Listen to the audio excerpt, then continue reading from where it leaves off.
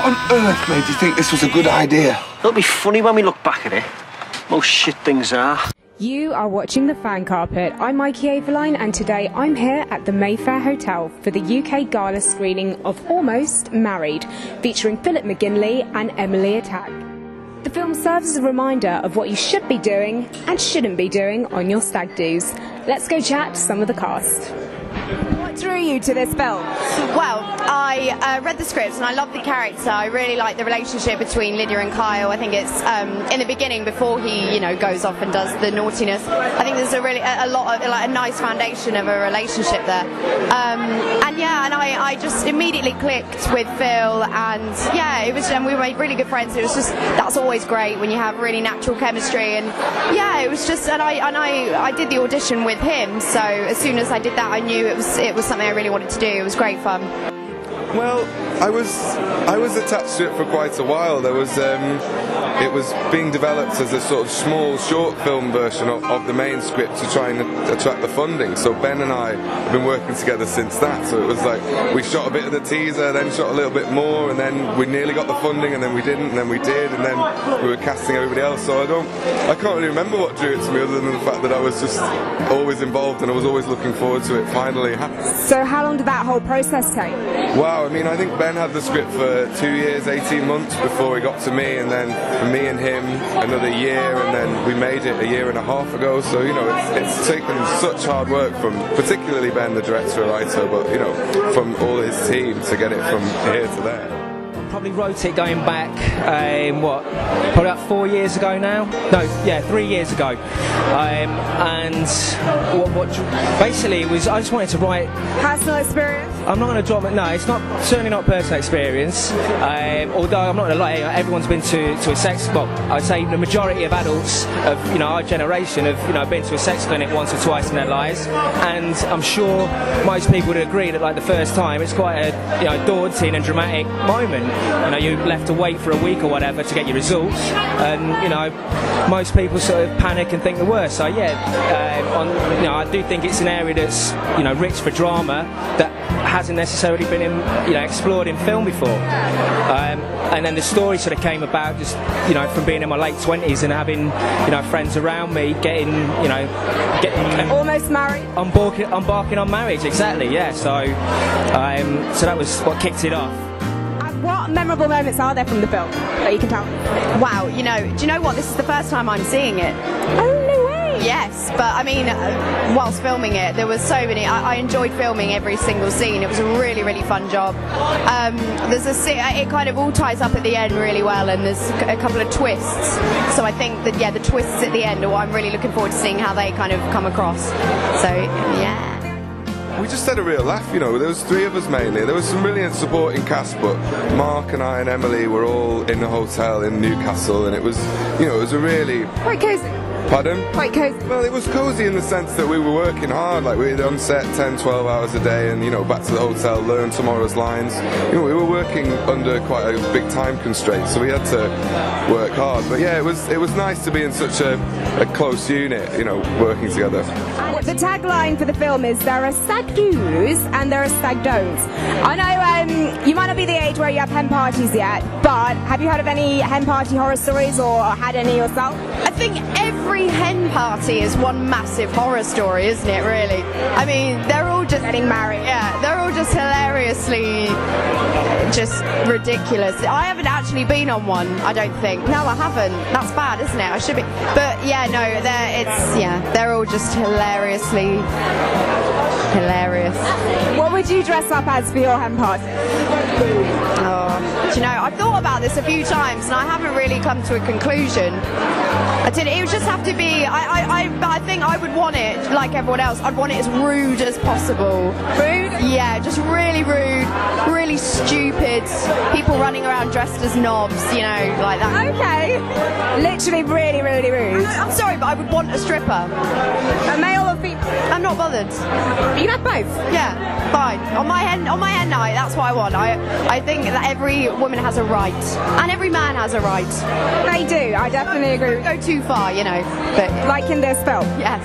I'm just been asked that, and no, basically no, because this is the worst stag do ever. Like we shot the stag do separately from the main shoot. We went back up to Newcastle and we shot this with different cameras and with a different thing, and we basically had a stag do, a real stag do. We got really drunk and we did actually hire some real strippers, and I mean they were game, and I was more. Just so you can get into character, of course. Yeah, but I was mortified because I'm really bashful. I'm a bit of a prude, and I was just, they were all just wandering around like, hi, talking to us, and I was like, could you just stop?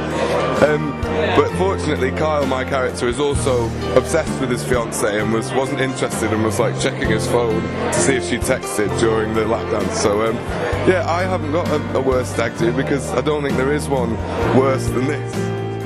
There's so many, and I've forgotten so many because I haven't seen it. So I haven't seen as much of it as I'd like to, but there's scenes that there's lots of strip club scenes, which certainly are quite memorable, for all the right reasons and all the wrong reasons. There's shot. That's not what we've had. Is that what Phil's just told you? You seemed a bit scared by the whole thing. No, well, I'm from the northeast, so they don't scare you as much as what a lad from Wigan is scared by. That makes it all better. Yeah, it does. What other scenes? God, it put me on the spot. I'm trying to think of scenes that I enjoyed. The scenes with Phil, it's just two people. We built up a friendship. We got to know each other before we shot it, and just bringing a lot of our characters to life. You start just breathing through what the character is, and you become it a little bit more. And it's just fun to play them out and play your own relationship and the character's relationship. As you perceive it, your character changes because of the other person, and kind of play off each other. Yeah, play off each other, and we had a lot of fun. A lot of fun. Yeah, filming was tough. We had to slash our schedule from 4 weeks down to 3. So 18 days is not a lot of time to get something done. And because a lot of it as well was on location, it meant that you're losing time with unit moves, and there's always just little problems. So you're losing every day you're losing 1 or 2 hours. So it was a tough shoot. I'm not gonna lie, but we had a good team. The cast were great, and we got it done. I'm married. There was nothing on my stag do really that.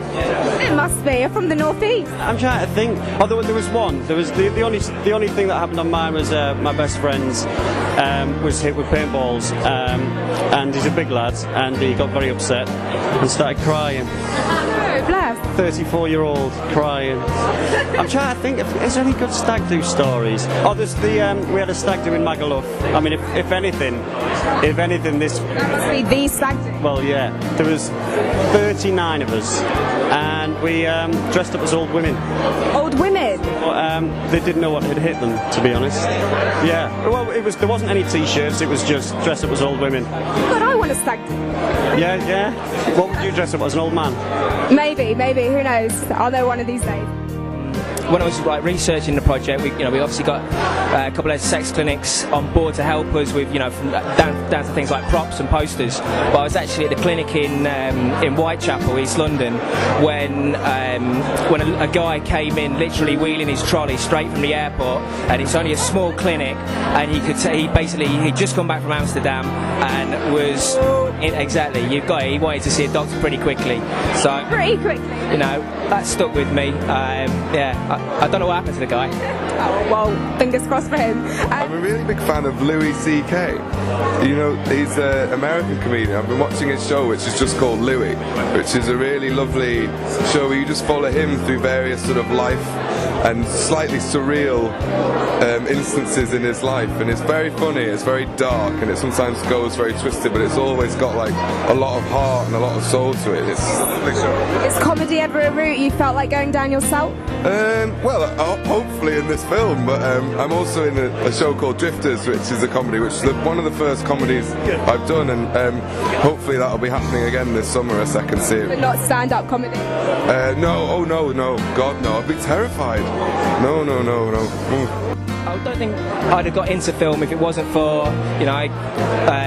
Ken Loach, and Kes basically is my all-time favourite film, and without that, I don't think I would have, wanted to even explore this as a career.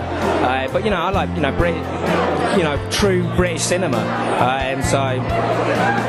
Well, what's exciting at the moment is Liverpool Football Club. Oh, I knew you were going to say that. That is very exciting. To be as close as we are to winning the league, that would make the year for me. I will take that over any job. Really? Yeah, absolutely. To see Liverpool win the Premier Trophy. Oh wow, that's David Beckham, anything? that is a strong question. I'm a massive foodie. Yeah. Are you into cooking? Yeah, I cook a lot. I eat a lot. You won't be able to tell. Yeah, and I love chefs. I'm a massive fan of like big chefs. Okay, literally. No, big foodie, big fan of food.